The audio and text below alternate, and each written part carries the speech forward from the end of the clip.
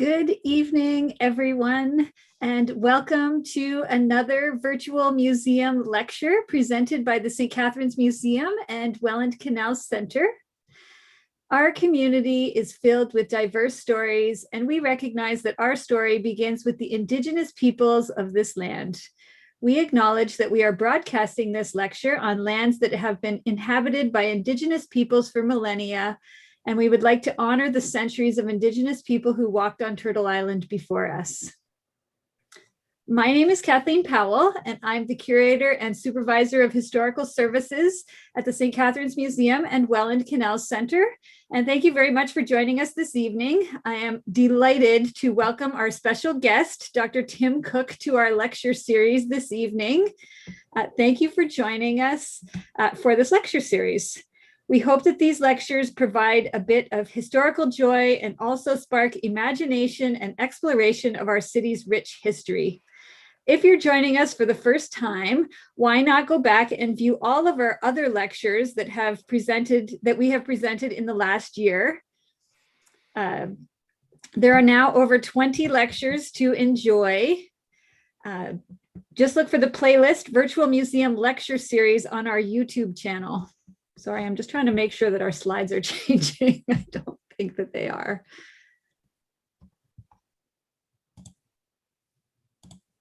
There we go.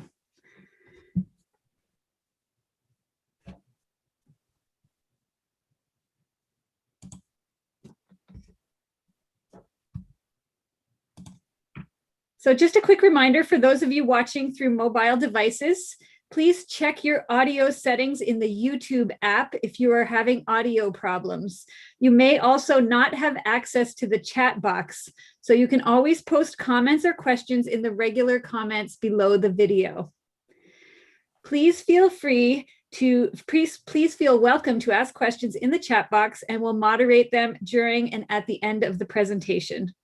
There is a slight delay in the broadcast, so if we miss your question, we'll get to it at the end of the presentation. As at the beginning of every lecture, we'd like to remind you about the upcoming lectures. And I know this is the moment that so many of you have been waiting for. Here to join me in announcing the lineup for the Autumn 2021 lecture series is none other than Sarah Nixon, Public Programmer, and Adrian Petrie, Visitor Services Coordinator, who I have to mention, even though it's not in the script, I have to mention that these two have basically pulled together this entire year's worth of lecture series. So thank you both very much for your awesome work on this. Welcome, Sarah and Adrian. Thank you so much, Kathy. We are so excited to kick off the Autumn series this year with a talk by Kathleen titled Adventures in Housekeeping on September 21st. As the 20th century dawned with new excitement and a look forward to the next century, St. Catharines was in a period of growth and prosperity. Did that rosy picture translate into the home life and domestic life? This lecture will look behind closed doors and catch a glimpse of the domestic sphere and how it was changing with the new century. On October 5th, we'll welcome special guest and local railroad historian Andy Panko to take us on a virtual train ride as we explore the rails, sidings, and rolling stock of the Welland Ship Canal Construction Railway, one of the busiest railways in Canada at the time of the canal construction.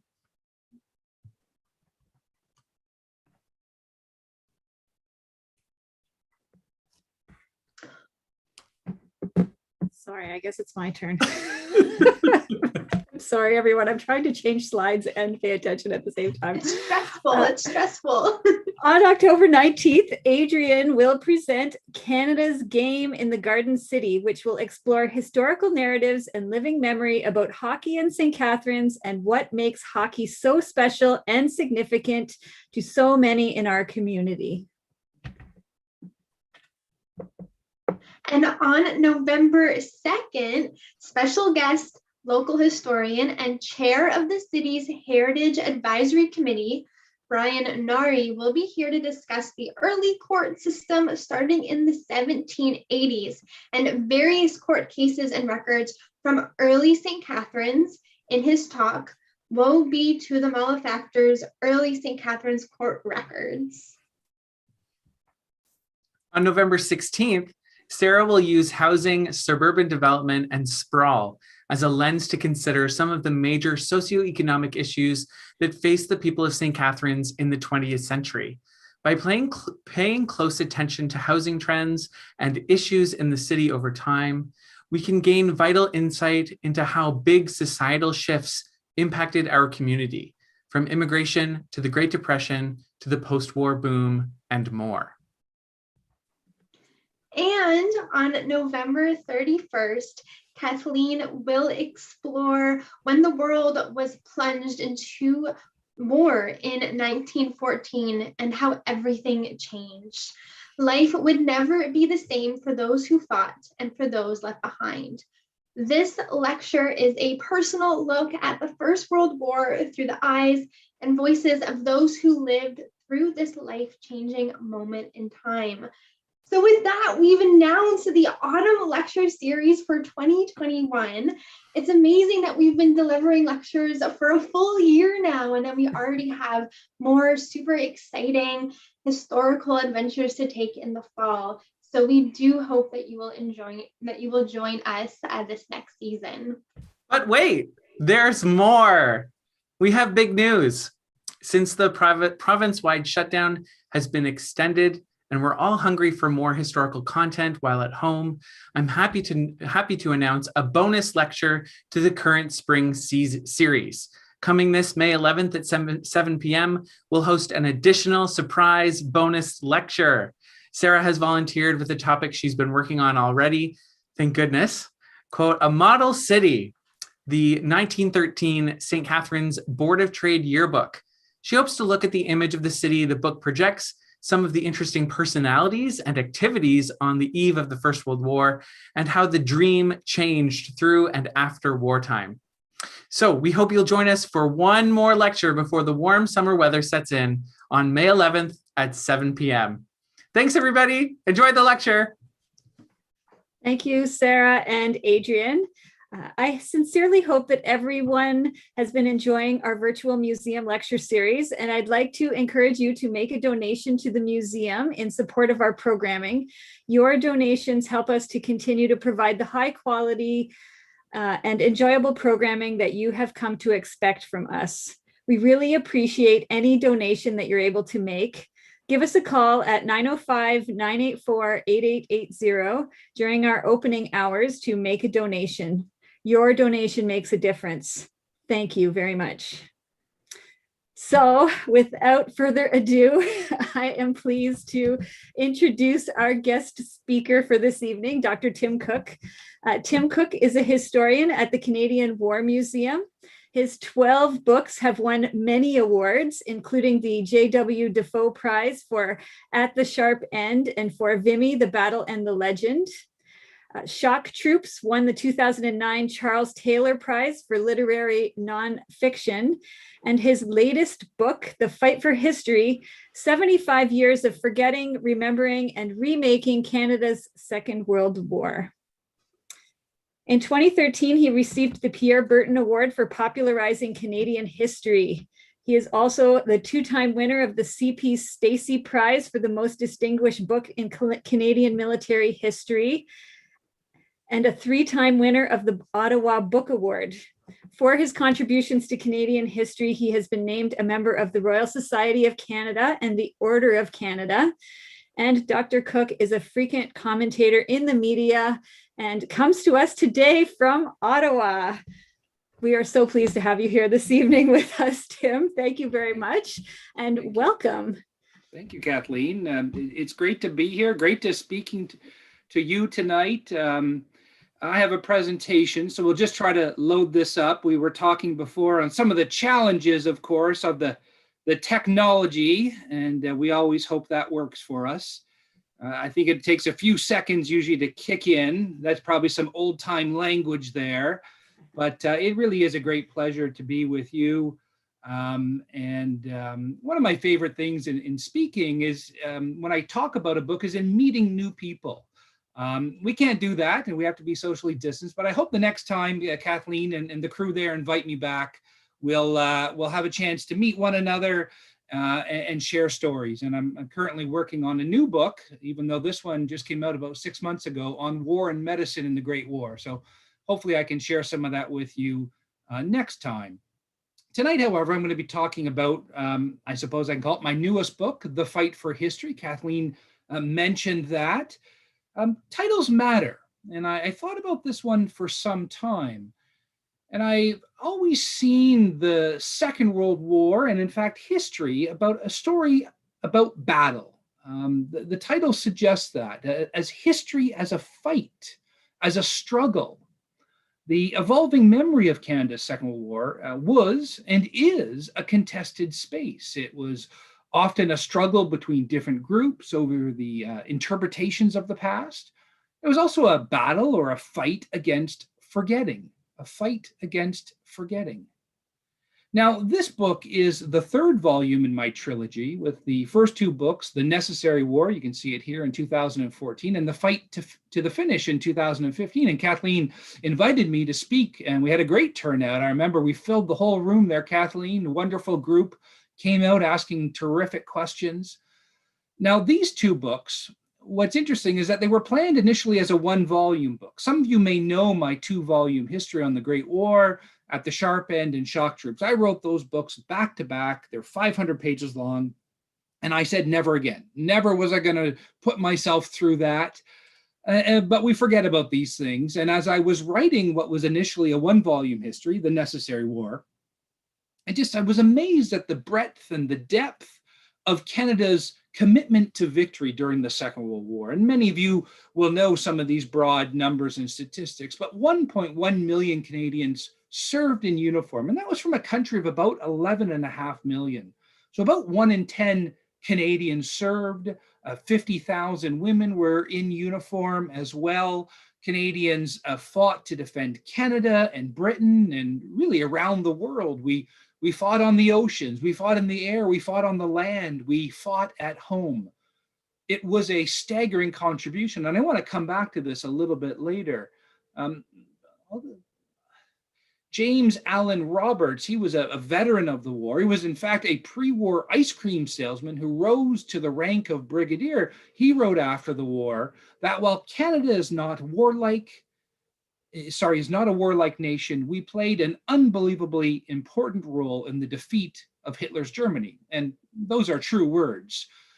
And so when I was writing the one volume, I eventually had to go back to my publisher and say, I can't do it. I can't do it right. It has to be 2 volumes, and they're 2 big volumes. Now those books were national bestsellers. They won awards. And yet, as I traveled across the country, as I spoke to Canadians in cities and towns in most of the provinces, people came up to me and they said, thank you. Thank you for writing these books, but thank you because I didn't know about Canada's role in the war, they told me. They had grown up, like I had grown up, reading books about the Americans and the British and the Germans. And they had seen the television shows and the movies, again, about the Americans, the Germans, and the British. And they had played or read comic books and played with toys that, you got it, depicted the experiences related to the Germans, the British, and the Americans. There was little about Canada. We did not celebrate our contributions in what I have called the Necessary War.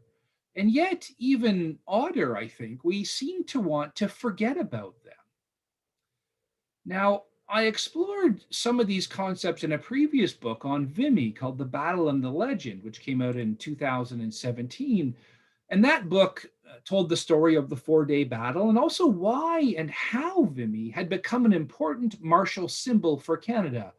That book came out in the 100th anniversary in 2017 when more than 25,000 Canadians returned to Vimy. It was astonishing. I was there with CBC as a television historian. I was the commentator offering historical information. And it was really unprecedented to see those Canadians there. Vimy, of course, as you know, is on our $20 bill. It's in our passports. There were hats that read Birth of the Nation. This powerful painting by Will Longstaff. I love it. It captures the essence of Vimy, I think. The memorial on the ridge, unveiled in 1936, and yet the destroyed and pitted landscape from the war years, 1917, and then the ghostly spectral figures, the Canadian soldiers who died there, as both part of that battle to capture that important ridge, but as part of the larger war effort. And they continue to rest there. And I think in some very strong way, Vimy and those soldiers continue to haunt us as Canadians. And even 100 years later and beyond that, we continue to care and to reflect upon and bear witness to, and perhaps to weep over the service and sacrifice of Canadians in the Great War. And yet, as I wrote that book and those other two books, I wondered why we didn't talk about the Second World War in the same way. In fact, when we talked about the Second World War, we usually talked about defeat. We didn't talk about the Battle of the Atlantic. We didn't talk about coming together on the home front and the incredible industrial, contributions of Canada. No, we were and we remain, I think, fascinated by Dieppe, perhaps haunted in a different way. We don't know much about the Italian campaign, where 100,000 Canadians served. We don't talk about the Scheldt, perhaps the most important series of battles during the Second World War, at least in the land campaign. We don't know anything about the Rhineland campaign. We know almost nothing about our massive contribution to the air war, the Battle of the Atlantic. I can go on, and yet there is a very strange absence in how we talk about the Second World War and how we teach it. And I wondered why. Why had we allowed the story of our contributions to the Allied victory in this necessary war to wither away? Why hadn't we fought harder for our history? And that's the story I tell in this book. My book goes beyond the war years to explore the 75 years since the end. And it's been a war of many meanings. And I want to signal that those meanings have changed over time. This was a necessary war that had to be won. And yet, as my subtitle suggests, there is a troubling story here. The subtitle is 75 Years of Forgetting, Remembering, and Remaking Canada's Second World War. But for much of that time, it was about forgetting. So my book starts by looking at those contributions of what we did during the war. And of course, my 2 volumes, 1,000 pages, go into much more detail. And yet this book largely starts with Canada emerging from that victory, battered and bruised with some 45,000 dead, and yet proud of its service. We were wealthy. We were fearful of returning to the Depression years. If you talk to any surviving veterans of the war, if you talk to their children, it is common to hear that most Canadians were worried sick that we were going to return to the 1930s, those locust years of such hardship and unemployment, because we had come through this war and nobody knew what was on the other side. And yet, in fact, we know that didn't happen. And in fact, the veterans we treated well through the Veterans Charter, a compendium of legislation passed by the state to give money to veterans, to retrain them, to give them loans for land and houses and to start business. And over 54,000 went to university. We treated our veterans for the most part well. And they came home and they had jobs. I mean, that was an epic contribution. After the Great War, you'll remember, there were very few jobs for the veterans. It created great unrest. We welcomed our citizen soldiers and airmen and nurses and women in uniform and all the others who served. We welcomed back to our communities, and they built up the country. They had babies, they bought houses, and they went on with their lives. And I think it's important to note we were looking forward. not backwards. We were a prosperous country. The war helped to reshape Canada in a profound way. In fact, we left behind the 2 world wars and the Depression, and we moved into that prosperous half of the 20th century, which we have been lucky to inherit. There was an immediate interest in the war. There were a number of interesting journalistic histories that came out in 1945, 46, 47, but then we stopped telling our story. And that's a major theme that runs through this book. We didn't do a good job in telling our story. And I contrast this in the book with what the British and the Americans were doing, what in fact almost every country was doing, was writing about the war, was talking about their experience. Just think of Churchill, seen here, and his own massive contributions to the writing of the war after he was surprisingly voted out of power in 1945. In contrast, our longtime Prime Minister, William Lyon Mackenzie King, did not. He didn't tell his story. He kept an amazing diary, but he was largely silent in helping to codify what we did as Canadians.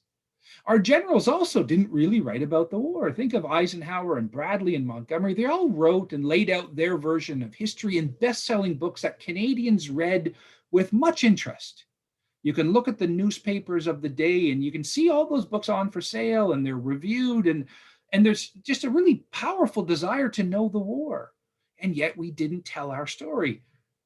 The image of the general in color here is probably not familiar to many of you. It's Harry Crear. He was the first Canadian Army commander, our highest ranking general. And to use him as an example, although almost all of the Canadian generals and admirals and air marshals, they didn't write their memoirs, so he wasn't alone. And he didn't write his important memoirs. Now, there's a reason for this. I explore his story in the book. He came back, he was tired, he'd served in 2 world wars, he'd served in the interwar period, he had run his course. And yet, there were still many calls to him that could he please write his own history? Could he write the story of 1st Canadian Army so that Canadians would know about those incredible contributions? There were even offers to him, and I went through his archival papers at the National Archives. There are offers there from other writers saying, I'll write your memoirs for you if you work with me. One of them, Kim Beattie, who was a popularizer of the time, said, you have to write a history because all of the American generals are doing it.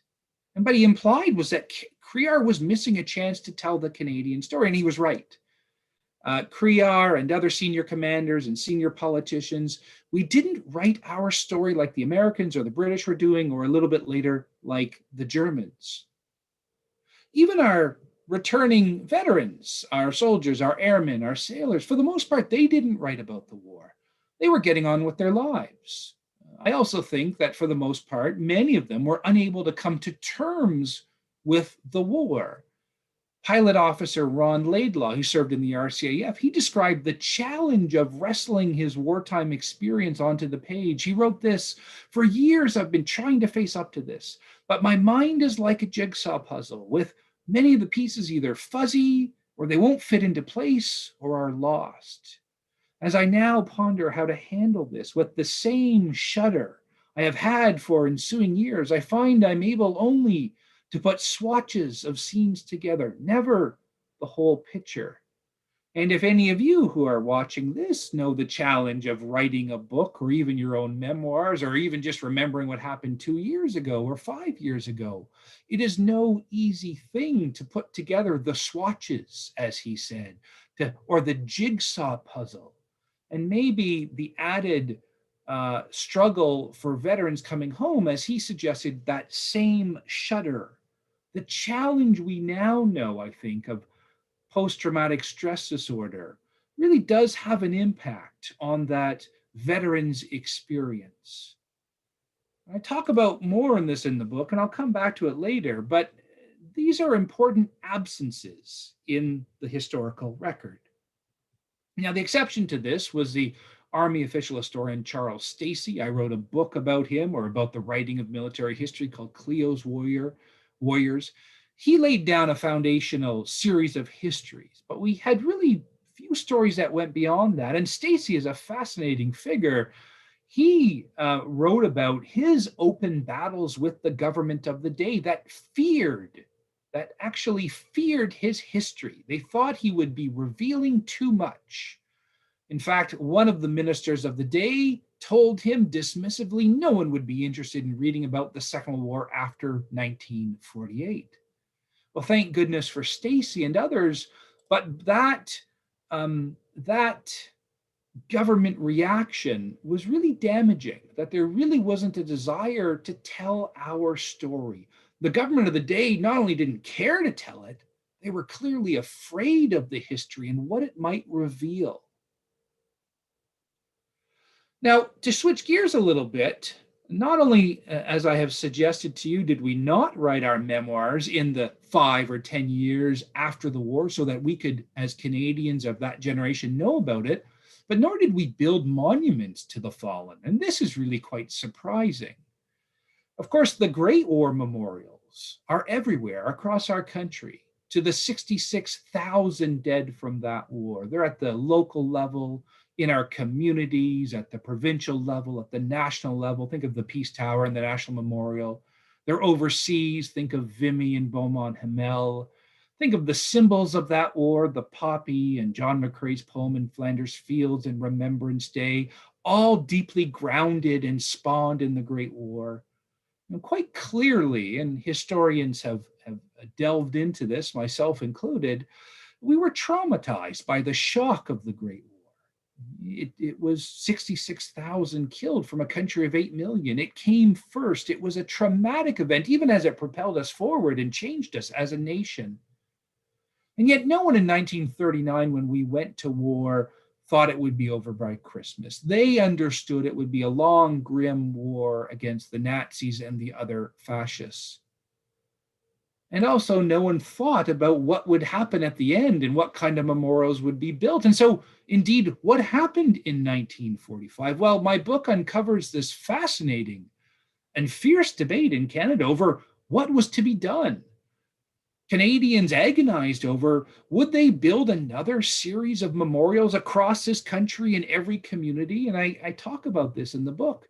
They decided against that. Instead, they chose to build utilitarian memorials or functional memorials. Now, these would be created in communities, and they would become, it was hoped, and the debates of the day speak to this, that these would become active, vibrant places where the dead would be remembered as they had lived, animated, laughing, and part of the community. And you can see an image here of a memorial park, and you can see a hockey arena.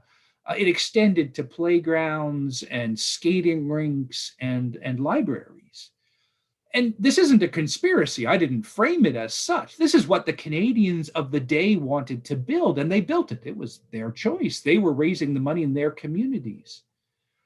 What they did, though, is that they just added the names of the Second World War fallen, sometimes service personnel as well, but usually the fallen, to those existing First World War memorials. Now, sometimes it worked.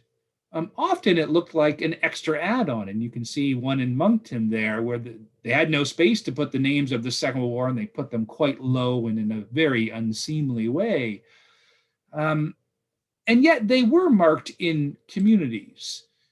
The veterans were involved in these discussions, but through their organizations, especially what would become the Royal Canadian Legion or the Canadian Legion of the day, there was a fierce national debate as well.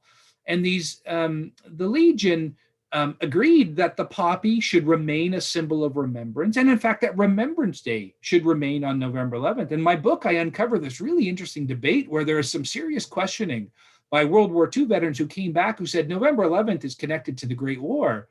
We need to change Remembrance Day. It should be the 6th of June.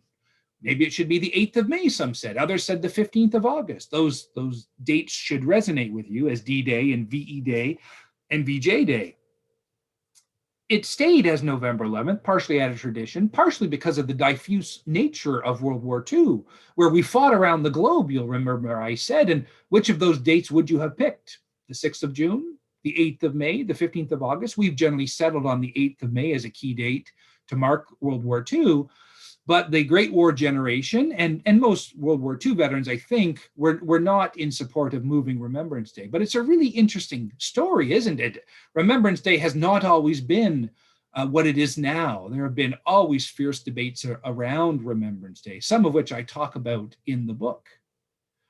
So the veterans of World War II were okay with the names of the fallen being added to existing memorials. They were okay with accepting the emblems and the symbols, but what they really wanted, and what I've uncovered in the book, is a new national memorial. The response, the National Memorial in downtown Ottawa, where I imagine most, if not all of you, have visited at some point, is overtly related to the First World War. You can see the 22 figures passing through the arch there. They are intricately designed to represent First World War figures. And the veterans of the Second World War said, it's too deeply connected to the Great War. We need a separate memorial. Now, the Mackenzie King government of the day was not impressed by this. Mackenzie King himself had played a key role in the creation of this memorial. He had fought for it. He had cleared the space. He even wrote part of the King's speech in 1939 when he was in May of 39, when he unveiled the memorial. And so despite the Legion pushing for a new national memorial, which I talk about in the book, it was denied to veterans. And instead, the Ottawa itself, King tried to present Ottawa, the capital, a beautification program would become the national memorial. Now that's strange. I've spent most of my 49 years living in Ottawa, and I had a hint that the capital itself was somehow connected to the Second World War, but no one at the time talked about the Second World War memorial being Ottawa itself. And it just is a very strange concept. And I argue in the book that memorials matter. The functional ones were important, no doubt, but sometimes it seemed that communities that needed a library or a swimming pool simply called it a memorial swimming pool or a memorial library. And there was the fierce debate I've talked about, that was acknowledged. The Edmonton Journal was just one of many newspapers that lamented the movement to solve the war memorial problem, they wrote. By giving that name to some utilitarian project we meant to complete anyway, war or no war. And in fact, they were calling out communities saying you can call it a memorial library or a memorial pool or even a memorial tennis court, but is it really? Is it a memorial site? And it was not. The Legion of the day and many veterans organizations said it's great to have a place of living and functional use, but it's not reverential. It's not a place to bear witness. I mean, no one was coming together in an extreme case on Remembrance Day in a swimming pool or on a tennis court. And so there weren't these same sacred Second World War places in the memorial landscape. It was the Great War Memorial. Now, over time, they took on a broader meaning, as we know, with the Korean War fallen, with peacekeepers, as larger sites of memory. But I argue in the book that the failure to have these separate memorials in communities, and more importantly, at the national level in Ottawa, and also overseas, and it's quite stunning, as this image indicates. I mean, think of the memorials overseas. Think of the power of Beaumont Hamel. Think of the power of Vimy. I alluded to that a little earlier. And yet we built nothing overseas to mark our Second World War commitment. It was really quite shocking. I mean, even 10 years after the war, I talk about Charles Lynch, the celebrated wartime journalist. He returned to Juno Beach in June of 1944, where he had indeed landed on the 6th of June. And he was shocked. There was nothing there, he said. He wrote, today, there was nothing to show that Canadians and Germans had fought and died on the beach. He was surprised that why Canada had let this momentous event, our contributions to Allied victory on D-Day, go unmarked. And as many of you know, it would go unmarked for decades. We failed to build those memorials. And as the generations moved forward, as new generations were born that didn't understand or didn't have a direct connection to the war, we lost the meaning. We contributed to the forgetting. It was a self-inflicted wound. Now, there are other parts of the story moving into the 1950s and 60s, it was fascinating research because no one has written about this before. This is utterly new material. And I began to think about what are the other factors that affected the way we thought about World War II. And of course, a key one is the Cold War.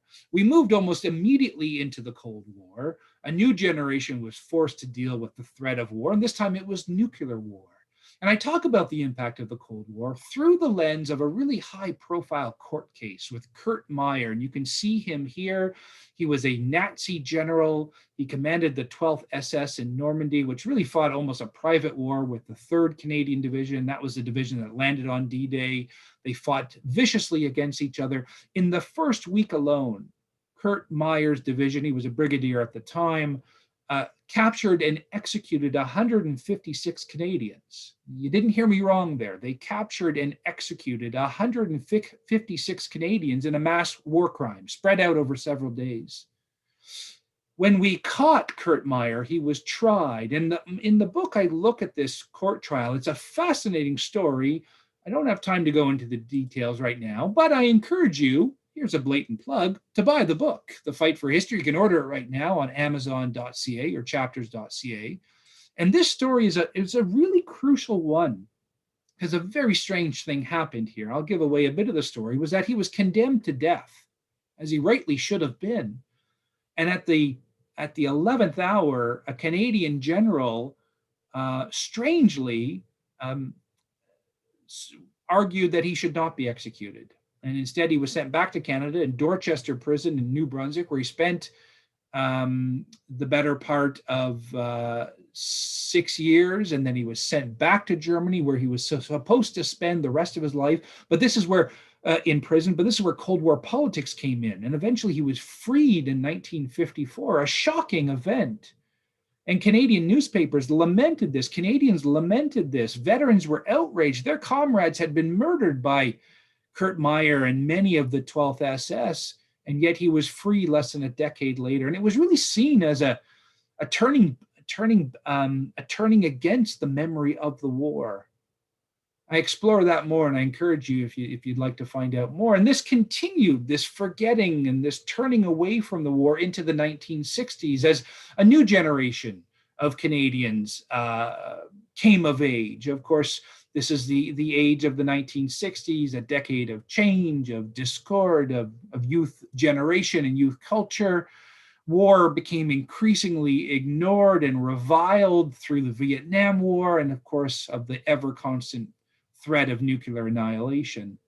And when we did think of war, we often turned to the easy symbol of the Peacekeeper, our Canadian Forces members. And one of the things I've spoken to veterans my whole life, and those from the Cold War and modern period have a really uneasy relationship with the idea of the Peacekeeper. Most are proud of our peacekeeping tradition, as I am.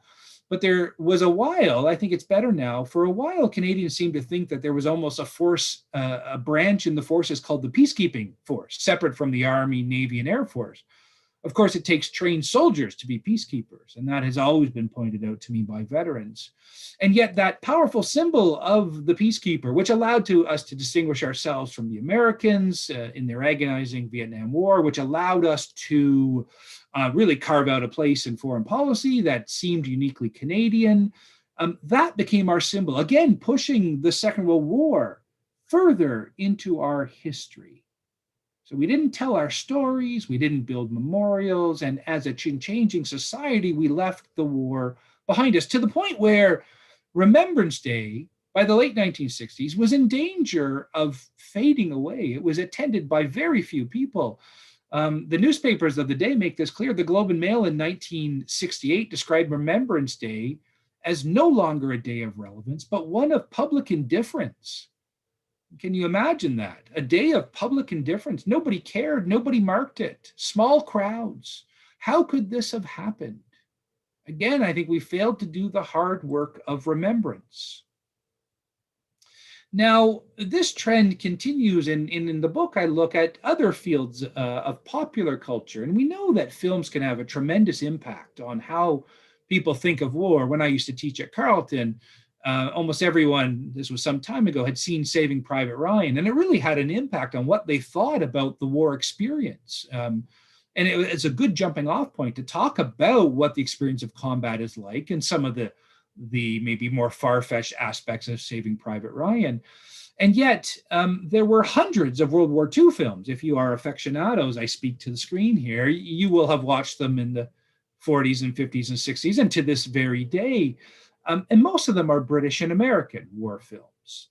Just think of The Longest Day from 1962, an epic film, really focused on D-Day. And sadly, it barely mentions Canada. And I've uncovered a very sad story when the film premiered in Toronto on December 19th, 1962. The Queen's Own Rifles, that storied regiment that had landed and fought through Juno Beach, they came out en masse to watch that film, to relive the memories, to perhaps reflect upon those of their comrades who never came home. They must have been terribly disappointed because Canada is barely mentioned in the film. One reviewer of the film for the Globe and Mail rightly thought it was a brilliant production, and it still bears rewatching. He called it a valuable historical document.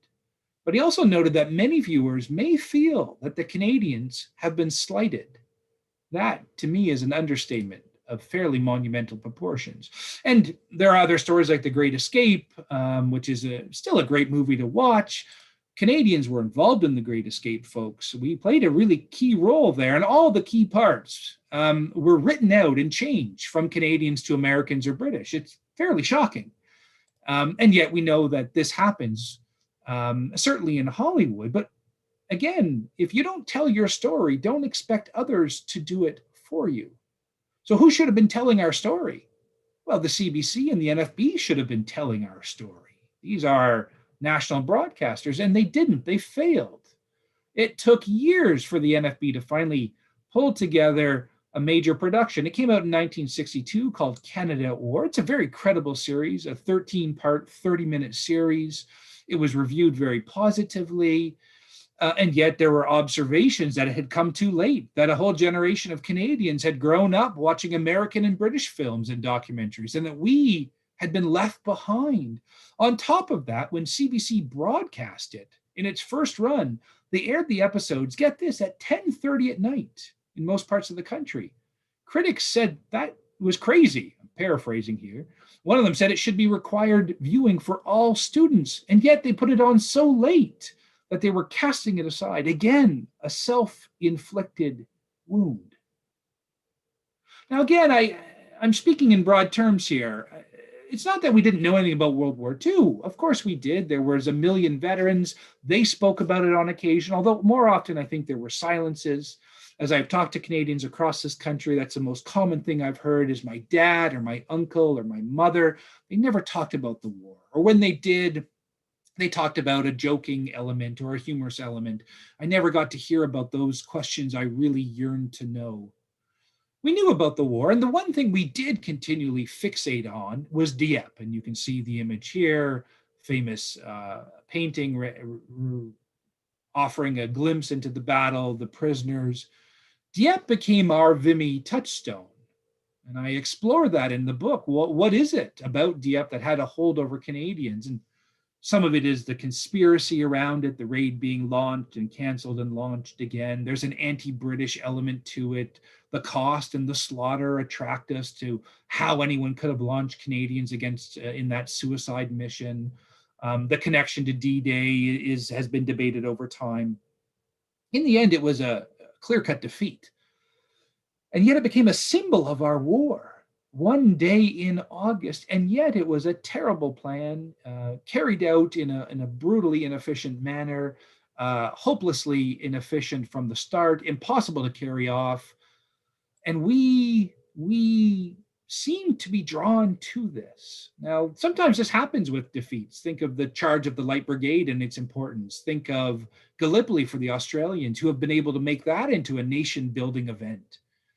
But Dieppe is about defeat. And I argue in the book that why did we focus on that one day as opposed to the Battle of the Atlantic, fought through 6 long years, a massive contribution from Canada, or the Italian campaign where 100,000 Canadians served, or the Shelter, all the many other campaigns. One day of war, and yet we focused on it. And a journalist writing in 1983 captured it. He wrote that we as Canadians had a perverse focus on the defeats at Hong Kong and Dieppe, observing that portraying ourselves continuously as losers makes shaping our own destiny as a nation more difficult. And we had embraced this sense that we hadn't done well in the war. And I guess if you only knew about Dieppe, you might come to that conclusion. It would be absolutely wrong, as I hope I've made clear both at the start of this talk and in my other books and publications. And yet this was the history that we were teaching. Very strange. And the low point came in 1992 with a 3-part film series, again made by the NFB, called The Valor and the Horror. And there was tremendous anticipation by veterans about this product. They had heard about it. They knew that finally, after years of neglect, that finally we were going to tell the story of the Second World War. And yet the filmmakers didn't choose to talk about D-Day, and they didn't choose to talk about the Scheldt campaign or the Canadian contributions in the Battle of the Atlantic or in all those other campaigns. They chose defeat and in some cases disgrace as they portrayed it. They talked about Hong Kong. They chose the Bomber Command contributions and then framed it as a war crime. And instead of the victory in D-Day, instead of D-Day or holding off the 12th SS in the days after, or in the slow grinding warfare across France in June and in August, they focused on one defeat at Verrières Ridge. Very strange if you just reflect upon it that way. Nonetheless, it was slick history. It won awards. It was seen by millions of Canadians. But veterans reacted violently to it. After years of neglect, they had been hoping that finally their story would be told. And here it was, and it was about defeat, disaster, disgrace. Veterans reacted to this. They could simply not believe it. And one of them wrote, "What kind of people have snatched the torch we hope to pass to young Canadians?" This is in the early 1990s. And there was a real sense that Canadians knew nothing about the war effort and that we didn't want to know, and that when we tried to talk about it, it was through that lens of defeat. Veterans were very discouraged. And then something changed. The 50th anniversary, and I talk about this in the book. And this is the arc in the subtitle of 75 Years of Forgetting, Remembering, and Remaking. And this is the remembering. At the 50-year anniversary mark, Canadians woke up to this, and they woke up as thousands of Canadian veterans were invited back to Europe, first in France in 1994 to mark D-Day, and the next year in the Netherlands. And they were greeted as the liberators that they were, these aged warriors who had been welcomed back by the people that they had given freedom to. It was incredible. Our national networks finally woke up, CBC, CTV, they broadcast here. I think there was, in fact, I've talked to Peter Mansbridge and others, there was a sense of guilt over the valor and the horror and how it had how badly failed to tell our history. And there was a desire to rectify that wrong, that historical error. And here it was covered in English and French. And I argue from that point forward, especially in 1995, where the Dutch welcomed back their liberators and hundreds of thousands lined the streets to thank these Canadians. It was a spectacular event. The Dutch had never forgotten their liberators, even if Canadians had. And after decades of indifference, Canadians woke up to see their veterans welcomed and celebrated overseas, and it was nothing short of shocking. You can read the editorials and the accounts by veterans who were just perplexed why finally Canadians 50 years later paid attention to our incredible service and sacrifice of those who served in the Second World War. And that helped veterans to break their own silence because we were finally listening and they began to tell their stories. And the rest of the book looks at the telling of those stories, the fight to restore our history, the rise of military history, the creation of places for veterans to tell and archive their stories. I talk about the importance of the building of the Juneau Beach Center. Maybe some of you have visited it at Juneau, built by veterans because the governments of the day wouldn't do it, unveiled in 2003, increasingly a crucial site of memory. The Canadian War Museum opened in 2005, where I'm lucky to work, where we, pre-COVID days, received 500,000 visitors a year, a staggering number of people coming to learn their history. This talk, and I'm just wrapping up here, is the story of 75 years of forgetting, remembering, and remaking Canada's Second World War. I think in the book, you're going to find a lot of surprises. I've talked to professional historians, my colleagues. Many of them did not know this history or how it was put together. I've uncovered new stories of veterans, of controversies, of attempts and failures to memorialize the war. I've been contacted by dozens and dozens of readers, often the children of veterans, who have told me that this book brought them to tears. It also made them angry at the neglect of our history and of our veterans. And certainly at times when I was researching and writing it, I was angry. It's an angrier book than some of my other ones. Anger at how we allowed others to diminish the Canadian war effort. Anger at how we as Canadians chose to ignore our own history. Angry at why we didn't do a better job in telling our story. And angry, or perhaps more aware of the apathy, the challenges that we face in doing history in this digital age where it's so easy to be distracted, which is perhaps the defining element of the age, that and of course, instant outrage. History, however, requires taking the long road. It requires a long view. Outrage is fine, but more often is the importance of understanding the context of the time, how events unfolded within a particular time and a place. I've also found in this book and others like it that this fight for history takes champions.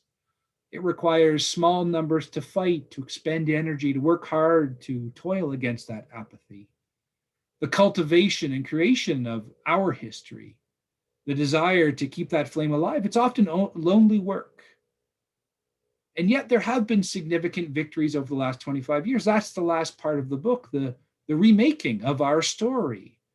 It's a story I argue we have told more effectively in history books, in museums, on websites, social media, events like this. And yet that work must continue. It's a fight that matters to us as individuals, to our communities, to our country. And there's no winning in this fight. But it's a good fight. It's an important fight. It's a necessary fight. We owe it to those Canadians who served in the necessary war more than 75 years ago. We owe it to those who died and never had a chance to participate and contribute to the modern Canada. We owe it to ourselves to better understand our shared past that so deeply shaped our country and who we are, and which continues to resonate in the present. And perhaps we owe it to the future, to the young, to those not yet born, who will inherit our complex and contested country, and who should know something meaningful about Canada's staggeringly important contribution to the necessary war. Thanks very much, everyone. Thank you so much, Tim. That was awesome. That was really great. Thank you very much. I'm just going to put up our other slide. I can stop sharing here. Oh, you've already done that. That's good. Okay. Thank you, Tim, again for joining us for tonight's lecture. If anyone has any questions for Tim, please pop them in the chat box now. There is a little bit of a lag in our YouTube feed, so it takes sometimes a couple of seconds or a few minutes to get some questions. So while we're waiting, while we wait for further questions or comments, thank you very much to our viewers for attending tonight's lecture and for all your support this season of the Virtual Museum Lecture Series. If you enjoyed tonight's presentation, sorry, my slides don't want to change. There we go. If you enjoyed tonight's presentation, please consider making a donation to the museum so we can continue to deliver high quality programming that you expect to us. To make a donation, please call the museum at the number that's on the screen or send us an email and we'll get in touch with you. With our wonderful guests, we've now delivered over 20 lectures. Check out our playlist of previous lectures on our YouTube channel and share the playlist with your friends and family. Get that history out there, let people see it. We'd also like to remind everyone to please follow and subscribe on all of our social media channels, including here on YouTube, WordPress, and on our podcasts, wherever you get your podcasts, on Apple Music or on SoundCloud. If you enjoy our content, please share it in your networks to help more of our community join the historical adventures. Thank you again, everyone, for joining us this evening. The Virtual Museum Lecture Series is produced by the St. Catharines Museum and Welland Canals Center. Oh, that's the end of it. And the City of St. Catharines.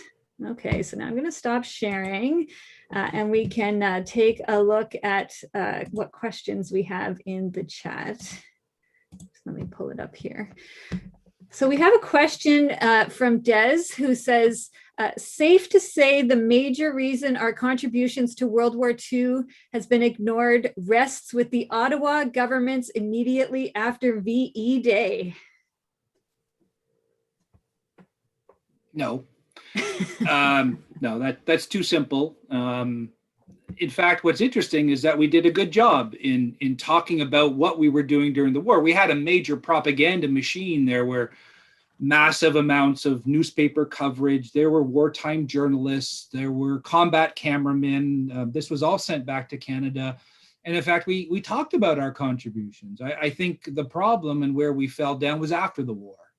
And I think you could rightly blame the Ottawa government, the state there, a failure, as I've talked about, the failure to build memorials, a failure to contribute to our history. And yet it can't just be put on put at the feet of Ottawa, because, you know, things like the way we teach our history is done at the provincial level. And in fact, an aspect to the story I haven't told here tonight is that we didn't do a very good job in teaching our military history either. We let that history fade away to the point where we simply weren't telling these stories. And so it's a pretty complex story. And some of the blame indeed rests with Ottawa, others with a provincial level, others at the community level. We must understand that successive generations really allowed this story to disappear. And I guess I find that strange. And I'm very pleased that over the last 25 years, we've done a better job in returning to our history and understanding the value in our history, that we shouldn't be afraid of it, that we shouldn't run away from our own story or assume that someone else will tell it for us. It takes hard work and heavy lifting. And I think it's on all of us to do our part. It doesn't mean, I think, that we have to live in the past. Probably Kathleen and I are different people. We spend probably too much time thinking about the past. Maybe some of you do as well. But you need to know something about our shared history. If you don't know anything about Canada and the World Wars, you really have a much diminished view of the country that you live in and why we live in this country. And I think that extends to other things as well. Yeah, I agree with you on that. I think it's interesting how history, learning history has changed. Even in my lifetime, I recall how the history has changed. I got my history degree in the early 90s versus, you know, how history is being taught in university today. There is a difference in the focus and kind of the broader look at things from it seemed like the 90s were kind of that, just the end of that, let's not teach too much military history kind of period. And now it's starting to come back, which I'm really happy to hear because I like military history. I think you're right that there really was in universities, especially in the 80s and the 1990s, I talk about this in the book, there was not just a sense of apathy, but there was an all-out attack against the teaching of military history. It was seen by many as abhorrent, that it might infect the minds of young students and turn Canadians into militarists. You won't be surprised to hear that I don't agree with that. And in fact, many people don't agree with that. And yet that was how it was taught. And we do go through cycles of teaching and talking about and addressing aspects of the past. And we're in one right now, which is very much focused on questions of diverse voices and questions of indigeneity and reconciliation. These are important discussions to have, and yet they should not be at the expense of every other discussion. I think most like-minded people, historically minded people, would suggest more is better, broader is better. Let us know the full contours of the past. Let us engage with these difficult stories. I'm not calling for, I don't know anyone who is calling for, that we only teach heroic history, stand with your hand over your heart. No, we understand that mistakes were made and that there is a dark past as well. But nor, I think, should we just focus on that. Nor should we just focus on disgrace and failure and loss in all of it, the ways it reverberates over time. And I don't think that's a terribly radical thing to say, except that we may not be teaching that way. And I think that there is always a debate over what we should teach, how we should teach, the stories we want to bring forward, and the fact that most of them get left behind. Yeah, no, I totally agree. Okay, let's see. We have a few other questions. We have some other questions. Adam Montgomery says, thanks very much, Tim.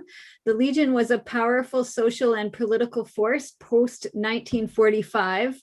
I wonder how you see its role in remembering or forgetting in the early post-war period. Yeah, well, thanks, Adam. And I've got Adam's book sitting right here. There's a little plug for Adam. It's a tremendous book on invisible injuries and PTSD and veterans and coping with stress of war, which we have a better sense, partially and thanks to scholars like Adam Montgomery.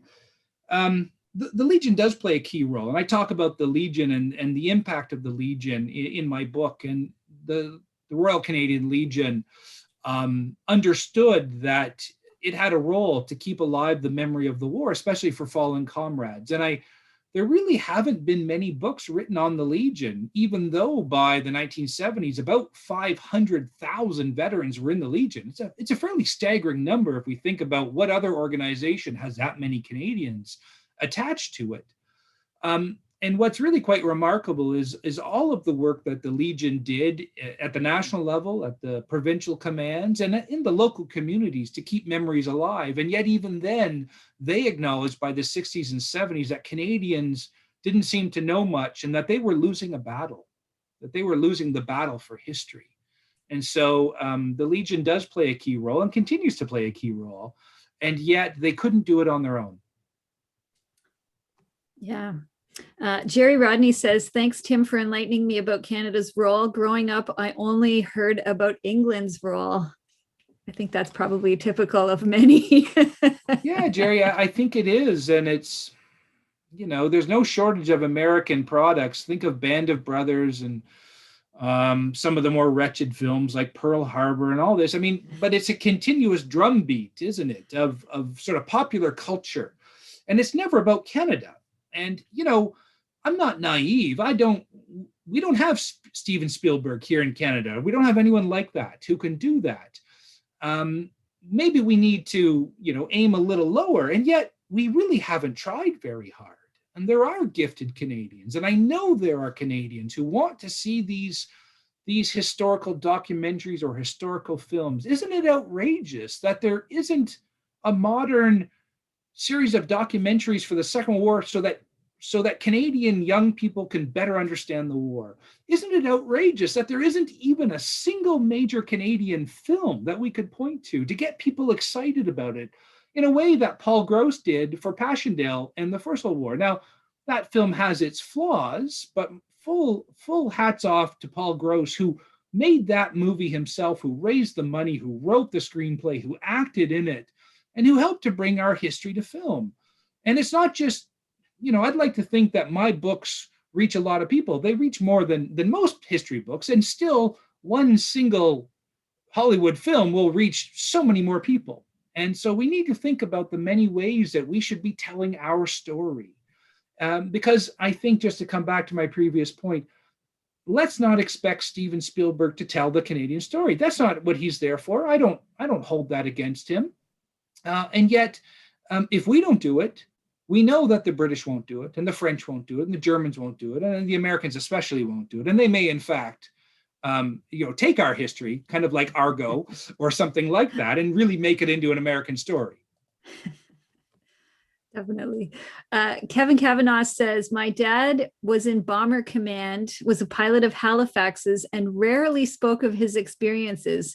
What is your take on how Bomber Command has been characterized in the years since then? And then he also said there is a lot of guilt that has been implied about the air war, and I think my dad was conscious of that. That's a great question, Kevin. And I had a grandfather who flew in Bomber Command. He passed away before I could ever speak to him. The Bomber Command veterans are a particular group of veterans. In the book, I talk about different types of veterans. I talk about the Merchant Navy. These, as some of you may know, about 12,000 Canadians who kept the sea lanes open, absolutely crucial role. And yet after the war, they were not considered veterans. I look at the fight, about a 50-year fight for them to achieve veteran status. I look at the Hong Kong veterans from Sea Force, the 2,000 Canadians who were sent to defend Hong Kong. They faced a very different war, a brutal war of absolute horror in the prisoner of war camps. They came back and were ignored by the state, by the government, which simply wanted them to go away and die off, which they did from their trauma. They had to fight for their rights. They had to fight for proper pensions. They had to fight for their memory. And the Bomber Command veterans, as I write in the book, Kevin, they faced their own battle. And it was the fact that Bomber Command was our striking arm. For much of the war, we had no way to strike back at Germany. We fought on the periphery in North Africa and in Italy. But it was the bomber war that took the war to the German war machine. And, there has been a fierce debate over the effectiveness of Bomber Command and the morality of it. And in my books, I have made it very clear that this was a total war, a war against societies, and it is simply not right to suggest that the Allies being involved in Bomber Command was somehow immoral, when, of course, the Germans started it both in the First World War and the Second World War, and were conducting the Holocaust and other atrocious crimes against humanity. We need to understand the bombing campaign in the context of the time. We need to evaluate its effectiveness. And for many decades, there was a sense that it had not lived up to the promise. I argue in this book and in my previous one, The Fight for History, that the bombing campaign was absolutely crucial to winning the Second World War. And I have the statistics and I have the data to show that in the interpretation. And yet those veterans did carry an extra weight, like your father, Kevin, or like my grandfather. They were framed in the post-war period. And I talk about them in the book. And it started almost from the start of the war, where Churchill, in his celebratory victory speech, talked about all the various arms contributing to victory, but bizarrely left out Bomber Command. And that hurt. And they were occasionally tarred as being baby killers. And this was tied up in the threat of thermonuclear annihilation in the 60s and 70s, where the bombers this time, at least in the 50s, before ICBMs, would be carrying nuclear payloads. So there was an added weight there. And the greatest crime to add to that was the valor and the horror, which I talked about, which was just excruciatingly bad in its treatment of Bomber Command, offering a presentist view of what was happening in the war, getting the history all wrong, and framing them, airmen, either as duped flyers or immorally crazed men seeking to kill women and children. It was just a profound misreading of the history. What I would suggest is that since then, since the early 1990s, there is a greater sense of the contributions of those who flew in the bombers, the Halifaxes, or the Lancasters, or the Sterlings before them, and smaller aircraft. and that I think historians have a better sense of the contributions of the total war effort. Bomber Command could never have won on its own, but the land campaign likely wouldn't have won without the support of the bombers. So a long way to say it's a complex story, and I encourage you perhaps to read my books or others like them to get a better sense and more that I could speak in just the 2 or 3 minutes here. I think it's still, the Bomber Command story is still being, played out. It's playing out a little more positively than it was, in the Valor of the Horror days, but it's definitely still, even in people's public consciousness, people still seem to kind of grasp onto that as this thing that they seem to know about but don't really know about, So Yeah. there's still a lot of work to do. Yeah. Bob Briggs Jude says, thanks, Tim. This was excellent. When we visited Juneau a few years ago, they were disheartened to find that the museum there had only been there a short time before. Yeah, you're right, Bob. And that's part of the story. It wasn't unveiled until 2003. That's a fairly shocking absence, isn't it, of since 1944, of over 50, 55, close to 60 years. And I recount this in the book, and it's an incredible story because the Royal Canadian Legion and other veterans not associated with it for years had said to the government, why don't you build a memorial overseas? We have Vimy. It's a powerful, as I wrote in my book on Vimy, it's a silent ambassador. It stands there waiting for Canadians to come to it. It stands there as an ambassador to all of Europe to say that Canadians bled to liberate Western Europe, as we did in the First World War. We don't think of the First World War as a war of liberation. It clearly was. Germany was occupying much of Belgium and parts of France. The Second World War is the same, and yet there was nothing there to mark the incredible service and sacrifice of Canadians. And veterans acknowledged that. And they said, why won't you build something? If not just for tourism, right? I mean, the Normandy region gets 1 million tourists a year. And yet there was nothing there to tell them the story of Canada. It's an incredibly shocking, short-sighted view. And it was not until veterans themselves raised the money and that they built it on their own. Thank goodness they didn't have to do that for the Canadian War Museum. But that's part of the remaking and the fight for history.